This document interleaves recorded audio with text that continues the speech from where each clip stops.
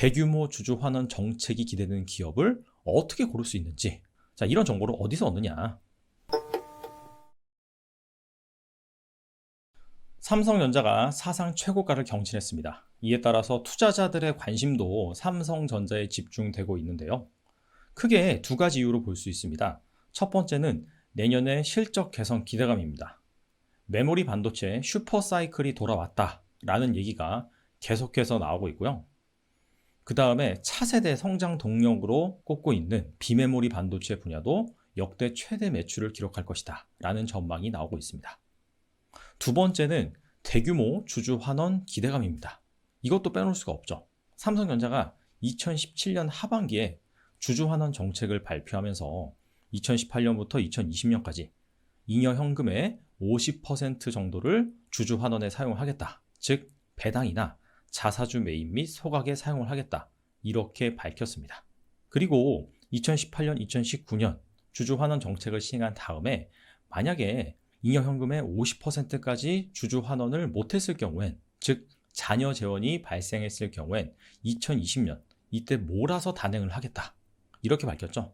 근데 최근 3년간 삼성전자의 잉여 현금 흐름이 많이 발생을 했고 그간 했던 배당, 자사주 매입 및 소각 이런 것들을 봤을 때 잔여 재원이 많이 남았다는 것이죠.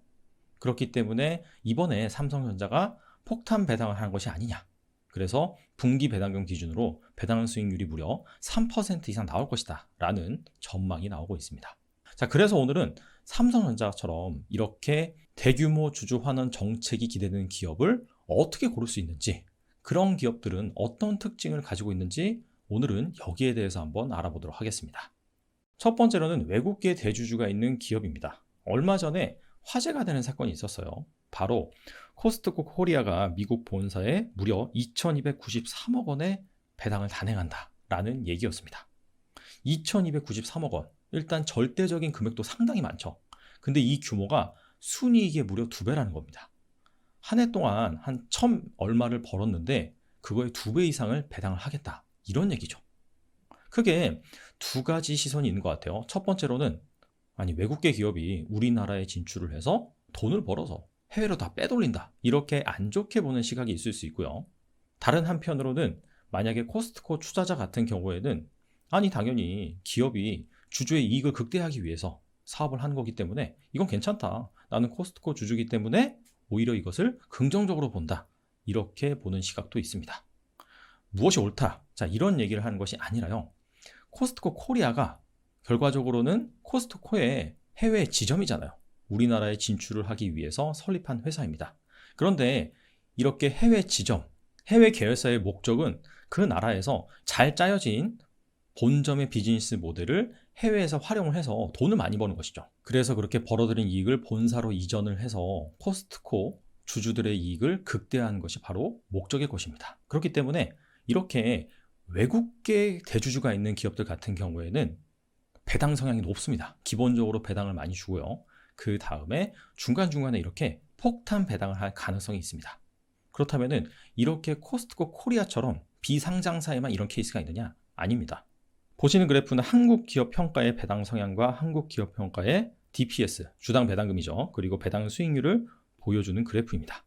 기본적으로 배당 성향이 65% 이상 됩니다. 60%에서 65%, 순이익의 60%에서 65%를 배당금으로 활용을 한다, 이런 얘기죠. 그런데 작년 같은 경우에는 배당 성향이 무려 180%가 넘었습니다. 코스트코 코리아처럼 거의 순이익의 2배가량을 배당을 했다, 이런 얘기죠. 이에 따라서 기존에도 원래 배당 수익률이 높은 편이에요. 배당 수익률이 적게는 한 3% 후반에서 많게는 한 5%까지 주는 기업입니다. 그런데 작년 같은 경우에는 무려 거의 한 15%의 배당 수익률이 나왔다라는 것이죠. 한국기업평가가 신용평가업체입니다. 대주주가 누구냐? 바로 국제신용평가사 피치입니다. 피치가 우리나라에 진출하기 위해서 세운 법인이 바로 한국기업평가라는 것이죠. 그렇기 때문에 한국기업평가 역시 우리나라에서 돈을 벌어서 중간중간에 이렇게 배당을 계속해서 하고, 그 다음에 잉여금이 많이 모이면은 추가적으로 이렇게 폭탄 배당을 하는 그런 특징이 있습니다. 한국기업평가의 자회사 이크레더블이라는 기업도 있죠. 그 기업도 배당 성향이 상당히 높은 것으로 유명합니다.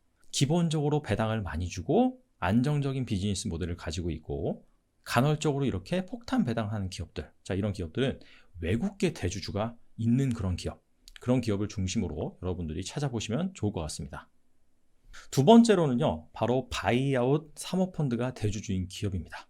사모펀드 하면은 기본적으로 좀 인식이 안 좋은 것 같습니다. 최근에 뭐 정치권에서 발생한 이슈, 이런 것 때문에 그렇고, 그 다음에 사실 사모펀드란 정의가 50인 미만으로 구성된 펀드가 사모펀드예요. 그래서 사실 작전 세력이나 그런 집단도 사모펀드로 분류되기도 합니다. 그런데 여기에서 말하는 사모펀드는 바로 바이아웃 전문 사모펀드예요. 바이아웃이 무엇이냐? 기업을 인수를 합니다. 그 다음에 그 기업의 가치를 올려서 나중에 매각하는, 자, 그런 것들을 전문적으로 하는 펀드가 바이아웃 사모펀드입니다. 일반적으로 우리가 기관 투자자를 전문 투자자라고 하죠. 그런데 그 기관 투자자들도 어차피 제3자의 입장에서 이 기업이 괜찮구나 이렇게 판단을 하고 투자를 하는 겁니다. 하물며 이 바이아웃 사모펀드는 이 기업을 꼼꼼히 분석을 하고 내가 이 기업을 인수를 했을 때 가치를 어떻게 올릴 수 있는지, 경영을 어떻게 하면은 가치를 올릴 수 있는지, 이런 부분에 대해서 확신이 있으면 그 기업을 인수해서 실제로 경영을 하는 거거든요. 그렇기 때문에 어떻게 본다면 훨씬 더 전문가다라고 볼 수가 있겠죠. 이렇게 바이아웃 사모펀드가 인수하는 기업의 유형에는 크게 두 가지가 있습니다. A유형, B유형이라고 제가 분류를 하겠습니다. A유형 같은 경우에는 괜찮은 기업이에요. 돈도 그럭저럭 잘 벌고, 그런데 어떤 문제가 있느냐? 이를테면은 뭐 대주주 관련해서 문제가 있다. 아니면은 지배구조 관련해서 문제가 있다. 뭐 상속 중이다. 그래서 그런 상황에 직면한 기업들을 인수를 하는 겁니다. B유형 같은 경우에는 망해가는 회사예요.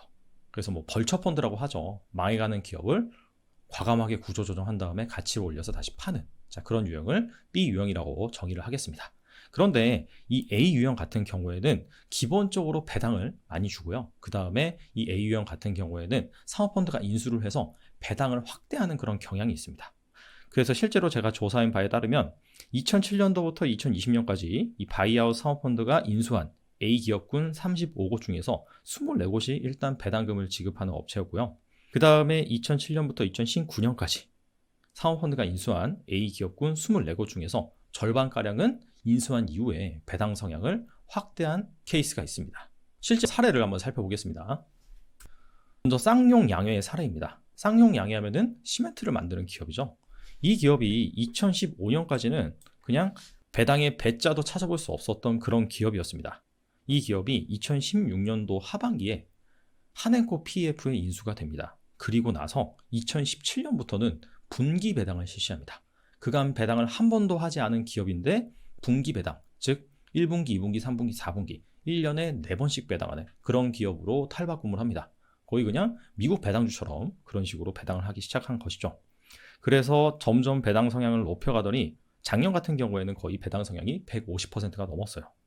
그리고 쌍용 양회의 주당 배당금, 배당 수익률을 살펴보면 한 2017년부터는 배당 수익률이 한 6% 내외를 기록하는 그런 배당주로 탈바꿈한 것이죠. 그 다음에 코엔텍 사례를 한번 살펴보겠습니다. 코엔텍도 배당에 상당히 인색한 기업이었어요. 배당 성향이 20%가 안 됐습니다. 이 정도면은 상장사 평균에 미치지 못한 수준이거든요. 그런데 2017년에 맥쿼리 PF에 인수가 됐습니다. 그리고 나서 2018년, 2019년 보시다시피 배당 성향을 거의 100%가량으로 확대를 했죠. 배당금 같은 경우에도 거의 한 15배 정도로 늘렸습니다. 그래서 그때 당시에 배당 수익률이 5%에 다달했습니다. 그래서 이렇게 사모펀드가 인수한 기업들 같은 경우에는 인수하고 나서 어느 정도 기업 가치를 정상화시킨 이후에는 이렇게 배당을 대폭 확대한다. 주주환원 정책에 힘쓴다. 자, 이렇게 볼 수가 있습니다. 물론 이거는 그 사모펀드가 그 기업을 인수를 해서 엑시트를 함에 있어서 투자금을 회수하는 그런 방법 중에 하나라고 볼 수 있겠죠. 투자자 입장에서는 이런 기업들을 잘 골라서 숟가락을 얹을 수 있는, 자, 그런 기회를 가질 수가 있는 겁니다. 이렇게 결과적으로는 외국계 대주주, 그 다음에 사모펀드가 대주주로 있는 기업, 이런 기업들을 선정을 해야 되는데, 자, 이런 정보를 어디서 얻느냐? 전자공시 시스템에 접속을 하셔서요. 앞서서 살펴본 한국기업평가의 사례를 한번 보겠습니다. 그래서 검색을 누르면 최근 제출한 분기보고서 있죠. 뭐 사업보고서인데 3분기에 나왔으니까 분기보고서다 이렇게 이름 짓고 있는데, 이 항목 중에서 밑에 쭉 내려가 보시면 주주에 관한 사항이라고 있어요. 그래서 이걸 클릭을 해보시면 여기에 이제 뭐 대주주 및 특수관계인의 현황이 나와 있죠. 한국기업평가는 썰렁하네요. 그냥 피치 레이팅스 하나밖에 없습니다. 자, 피치 레이팅스가 바로 국제신용평가사 중에 하나인 그런 회사죠. 지분을 무려 73%나 들고 있네요. 그러니까 한마디로 우리나라에 진출을 해서 이 캐시카우 역할을 하게 만든 다음에 이익을 극대화해서 배당으로 회수하는 그런 목적으로 설립을 했다라고 볼 수가 있습니다. 오늘 삼성전자처럼 대규모 주주 환원 정책이 기대되는 기업들 어떻게 고르는지 알아봤었죠. 중요한 거는 회사의 주인이 누구냐, 외국계 기업이냐 사모펀드냐. 자, 여기에 따라서 주주 환원 정책에 힘쓸 수가 있다. 왜냐하면 주요 목적이 이 배당금 회수를 통해서 투자 수익률을 극대화하는 그런 부분이기 때문에.